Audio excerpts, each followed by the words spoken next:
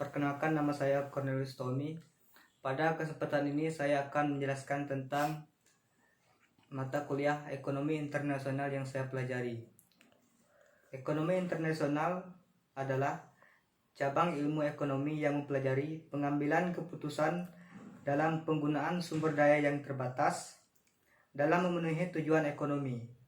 Ilmu ini mempelajari bagaimana transaksi internasional mempengaruhi kesejahteraan sosial, distribusi, pendapatan, kesempatan kerja, pertumbuhan ekonomi, kestabilan harga, dan pengaruh kebijakan. Ekonomi internasional juga aplikasi dari ilmu ekonomi yang membicarakan berbagai bentuk hubungan ekonomi antar negara. Hubungan ini meliputi perdagangan barang, faktor produksi, maupun aliran kapital antar negara. Selanjutnya, manfaat ekonomi internasional. Yang pertama, memperluas lapangan kerja. Yang kedua, untuk memenuhi kebutuhan akan barang atau jasa.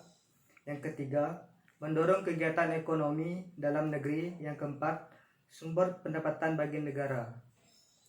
Selanjutnya, keunggulan komparatif. Suatu negara secara efisien mampu memproduksi suatu barang juga efisien di dalam memproduksi barang lain. Misal, karena adanya penggunaan teknologi dan keterampilan kerja yang baik, sehingga suatu negara mempunyai keunggulan mutlak di dalam memproduksi beberapa barang. Namun, suatu negara hanya akan mengekspor barang yang memiliki keunggulan komparatif yang tinggi dan mengimpor barang yang di dalamnya proses produksi di negara yang bisa memiliki keunggulan komparatif rendah. Selanjutnya, proteksi adalah perlindungan yang diberikan kepada suatu sektor ekonomi atau industri di dalam negeri terhadap persaingan dari luar negeri. Alasan proteksi diberikan karena tanpa proteksi suatu sektor ekonomi tidak bisa bersaing dengan industri sejenis dari luar negeri, di mana sektor ekonomi dalam negeri kurang efisien di dalam memproduksi barang-barang. Selanjutnya, neraca.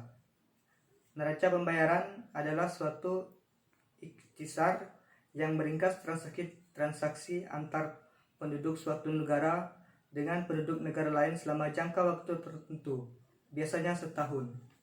Tujuan neraca pembayaran dan fungsinya. 1. Memberikan informasi kepada pemerintah mengenai posisi negara di perdagangan internasional.